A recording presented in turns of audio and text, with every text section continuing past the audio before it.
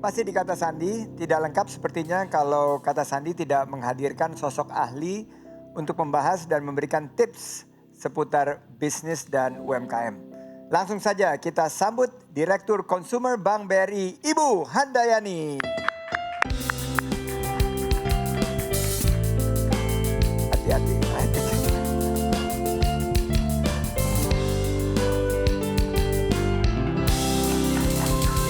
Wow. Aku manggilnya Mbak Hani aja tuh Ibu Iya, Hani. manggil Mbak aja. Mbak Hani ya, Teman ini lama kawan nih. lama soalnya, sama-sama dulu di industri keuangan perbankan. Nah, berapa waktu lalu Bank BRI mengadakan keren banget deh acaranya, hits banget. Acaranya Nusantara Fashion Festival atau NAF. Bagaimana hasilnya untuk para UMKM? Sudah terlihat nggak dampak dari NAF? Cerita dikit ya, waktu itu serunya adalah karena ada campaign Bangga Buatan Indonesia. Kemudian itu di bulan Mei kan. Kemudian kita lihat pada waktu itu fashion salah satu yang terpuruk pada waktu pandemi karena tiba-tiba kan. Dan ya kita harus buat sesuatu untuk itu. Makanya kita bikin coba mengkolaborasikan antara desainer dan UMKM. Nggak mudah loh, karena biasanya desainer itu mereka punya ego, biasanya bikin trunk show sendiri, tapi ini kita kolaborasikan dengan UMKM. Dan mereka mau, dan baru pertama kali mereka mau. Jadi kita kolaborasikan 75 desainer dan industri fashion yang ada brandnya dan 250 UMKM.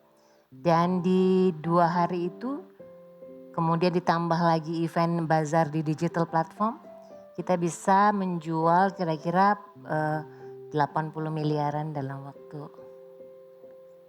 ya hampir semingguan lah gitu. 80 miliar dalam waktu 1 minggu, wow. Nah ini ada Bu Iin, Mbak Najla, ada Mbak Franka. Ada tips nggak serta pemirsa Kata Sandi nih? Tips strategi pemasaran bagi para pelaku usaha yang khususnya terkena dampak pandemi. Karena Bank BRI kan ini banknya UMKM nih, ibunya nih para pengusaha-pengusaha UMKM di seluruh Indonesia. Ya sebenarnya sekarang ini waktunya kolaborasi sih. Jadi kita nggak bisa dengan ego masing-masing untuk menjual produk tanpa berkolaborasi. Jadi memang kolaborasi itu key-nya. Kedua, di era seperti sekarang nggak ada pilihan lain selain go to digital. Jadi ini adalah platform yang rasanya kelihatannya mudah tapi sebenarnya tidak mudah. Karena ketika kita masuk di platform digital, kita harus menyiapkan diri kan. Untuk men-showcase produk kita harus kelihatan distinctive gitu, berbeda gitu. Dengan cara apa? Tentu dengan cara pada waktu kita meng-onboardingkan gitu ya, meletakkan produk kita di platform itu, kita harus membuat produk itu secantik mungkin, sebagus mungkin, sehingga dapat atensi gitu kan. Sehingga ketika kita bercerita tentang sebuah produk, maka cerita itulah yang biasanya itu menjadi sebuah proses untuk orang mencari tahu tentang produk itu. Jadi pada waktu kita kemarin bikin Nusantara Fashion Festival yang kita ceritakan bukan produknya, yang kita jual bukan produknya sebenarnya, ceritanya. Cerita di belakang produk tersebut. Ya, jadi misalnya kita cerita tentang sebuah aksesoris gitu ya. Aksesoris ini dibuat dari apa, bahannya apa gitu, prosesnya seperti apa. Sehingga itu bernilai gitu. Kadang-kadang kita suka ini ya, waduh ini kayaknya produk kita tuh kalah bersaing harga dengan produk yang mungkin dibuat dalam size yang besar. Padahal kalau kita bercerita tentang produk yang kita buat, itu punya value yang lebih tinggi. Wow.